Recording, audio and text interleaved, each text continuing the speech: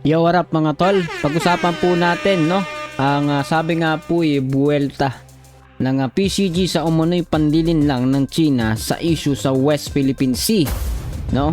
Napakahalaga po ng pahayag po na ito ng PCG po natin. Sapagkat sa panahon po ngayon, maraming naglipana mga fake news, no? Fake news vlogger, mga pro. Marami karaniwan sa mga pro DDS walang standing po, no, pagdating sa West Philippine Sea.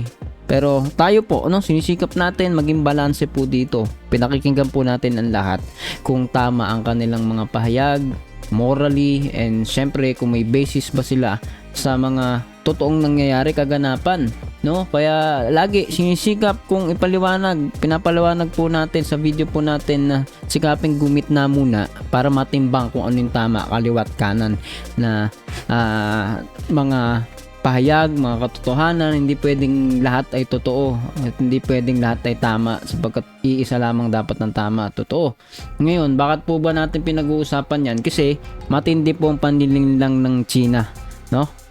At yan po yung pag-uusapan po natin sa video na to. Pero kung di ka pa nakasubscribe, please hit the subscribe button and notification bell para updated ka palagi sa mga videos po natin na parating. Tara, umpisahan na natin to.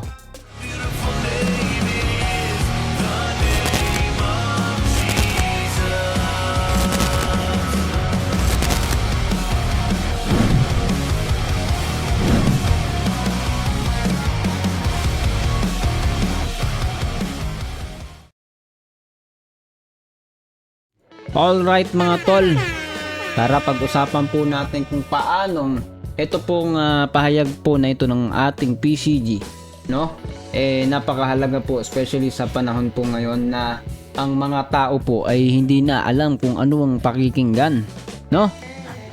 Panoorin muna natin itong pahayag po dito ng PCG. Ang balita po na ito bago po tayo magbigay ng ating buong opinion. Reaction po dito sa balita po na ito. Tara, play natin. Nagbabalik ang PTV Balita ngayon. Bumuwelta ang Philippine Coast Guard sa umano'y panininlang ng China sa issue sa West Philippine Sea. Ayon kay PCG spokesperson for the West Philippine Sea, Commodore J. Dariela, kung magiging basihan lamang ang katotohanan, makikita ang China ang nag-uudyok ng gulo. Kabilang na aniya rito ang pag-okupa sa Panganiban Reef noong 1995 na nasa loob ng Exclusive Economic Zone ng Pilipinas. Ipinakita rin ng opisyal ang itsura ngayon ng military base na itinayo ng China sa lugar. Malayo raw ito sa sinasabi noon ng China na magsisilbi lamang na isang fisherman shelter. Tinukoy din ni Dariela ang ginawang reclamation ng China sa Zamora Reef bilang artificial island na malapit sa Pag-asa Island sa dulo ng EEZ ng Pilipinas. Alright mga tol, yan po yung balita na kung saan may paghuhugutan po tayo ng realidad na nangyayari po riyan, no? Binabanggit po natin palagi, no, na ang pagiging pro-China, no, nakaraniwan na ay makikita po natin sa mga pro Duterte, no? Tayo po, hindi po tayo pro BBM, hindi po tayo panatiko o supporter ng anumang partido o politiko. Isa lamang po tayong normal na mamamayan, no? Tayo po ay nagba-vlog, gumagawa po tayong reaction ng video. Personally, ito po yung opinion ko. Kumbaga, pag kayo po ay nagko-comment dyan sa ating comment section, gayon din po ang aking ginagawa. Ginagawan ko lang po ng video. Yun po yung pinag-iba natin. Diba? Kaya lang, ang marami po sa mga komento po ngayon ng mga tao ay puro walang basihan, no? Pakinggan po ninyo yung sinabi sa balita, no? Ang China po ang nagdudulot ngayon ng kaguluhan po. Hindi lamang sa Pilipinas, kundi sa pangkalahatan po riyan. Sapagkat meron pong tinatawag na EEZ. Diba? Exclusive Economic Zone ng Pilipinas, which is, kung hindi ako nagkakamali, ay 200 miles ba? No? Nautical miles? I don't know. Comment nyo na lang kung ano yung eksakto dyan. Anyway, ang pinag-uusapan po natin, diba? Ito po yung hindi nila dapat ginagawa. Pero ginawa po nila. Nakita po ninyo, no, na sinasabi ay dati po daw na ang sabi lamang ay magiging ano ba yan, simpleng kumbaga ganun ba, parang kubol, no, o lugar lamang, shelter ng mga mangingisda nila. Pero tignan po natin yung nangyari, isa na po siyang tila ano na talaga, no, military bases na base, no, o artificial island kung saan meron pong mga militarisasyon, kung di po ako nagkakamali. So sabi po dito, no, PCG bumuelta sa umano'y panlilinlang ng China sa issue sa West Philippine Sea. Sino dito yung mga nakakaalala, no? Isa po si Marcoleta nagsabi, walang West Philippine Sea, no? Grabe, no? At hindi lang po si Marcoleta, marami po na mga nakalinya po sa PDP ang walang suwestyon, walang solusyon, walang standing na firm na kondinahin, tuligsain ang ginagawa ng China. Bagamat ito po ay malinaw na paglabag sa international law and pang-abuso, magdodomina sa kanilang kapangyarihan kontra sa ating bansa, wala pong malinaw ang mga sinasabi na nagmamahal daw sa ating bansa sa ilalim po ng kampo po ng mga Duterte. Yan po ay hindi ko po sinusuportahan. Bagamat di po tayo pro BBM, hindi po tayo supporter ng kahit anong politiko, kukontrahin ko po pag may mali kahit sino, no? Kahit si BBM pag may mali, na dati may mga usapin patungkol sa Chacha po yata, no, kukondinahin po natin, pero hindi ko alam, no, kung sino ba talaga yung pinupuntuhan nila, no? Kaya hindi natin madirekta, no, pag may mga issue po yung mga tao.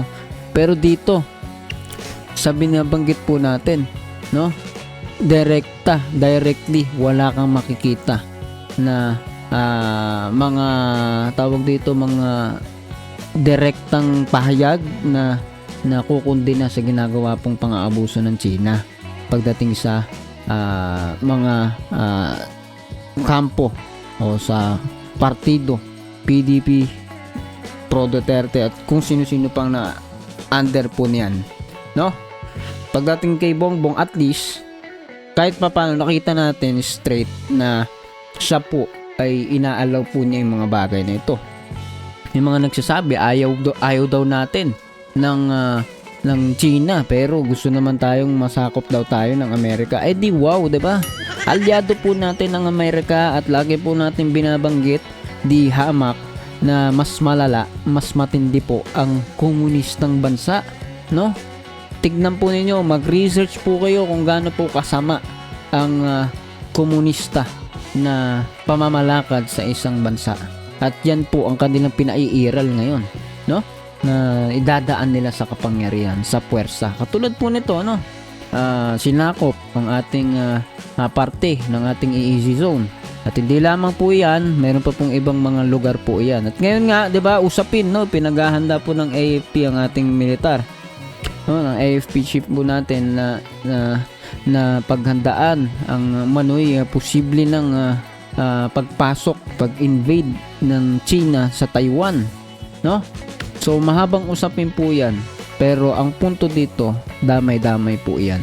At ngayon, ano po ba yung tama sa paningin ninyo? Tama pa rin po ba itong ginagawa ng China? Tama pa rin po ba na ang mga sarili po nating kababayan, especially dun sa mga kumakandidato na walang pahayag kontra sa kalaban nating bansa, no? Hindi mo matatawag na kaibigan po yung ganyan, no? Dati sa panahon po ng nakaraang administrasyon ay sinasabi kaibigan daw natin at hindi nagkakaroon ng pagmamalabis o pang-aabuso sa ating mga kapwa Pilipino, especially dun sa mga mangingisda dun sa mga lugar po na apektado po nitong ginagawa po ng China, no?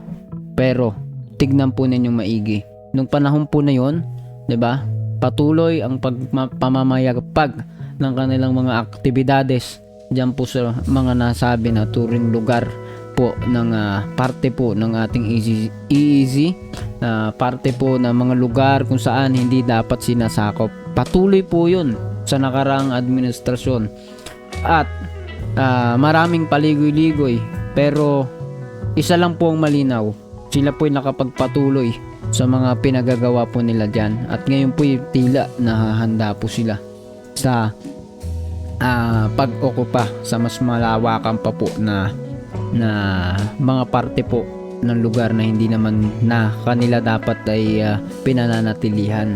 Ikaw, anong masasabi mo dito, no? Ayaw nating nasisihin ng sino man, no?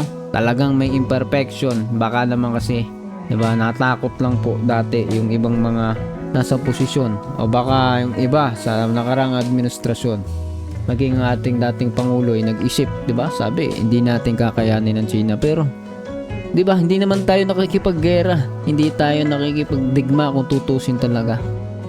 Pinaiiral po natin yung pagkakaroon ng dialogo. Pero ang China po ang hindi nakikipagdialogo. Ang China po ay nangihimasok po talaga. At dumating man ang panahon na wag naman na mangyari, no? No choice kundi depensahan yung ng sandatahang lakas po natin ang ating sarili. At wala pong nakatutuwa, wala pong susuporta sa digmaan, wala pong may gusto po niyan, pero 'di ba, meron po tayong magagawa. Magpahayag po tayo ng katotohanan. Huwag nating sasabihin na wala talagang karapatan ng Pilipinas or walang dapat gawin. Mag-surrender na lang, mag-subject na lang ng ating mga sarili tayo sa komunista, no? CPP. Hindi po dapat maging ganoon ang inyong isip, ang utak, dahil yun po ay utak na makabagong makakaliwa para sa akin, no? Ikaw, ano masasabi mo dito, no? Marami pa tayong pwede pag-usapan dyan. Dalim mo dyan sa comment section ng iyong nasa isipan. Pag-usapan natin yan. Patuloy sa comment section. And kung di ko pa nakasubscribe, please hit the subscribe button and notification bell para updated ka palagi sa mga videos po natin parating. Tara! Kala ko mag-uumpisa tayo ulit. Tara, magpapaalam na tayo, guys. Ha? See ya ulit sa susunod na video.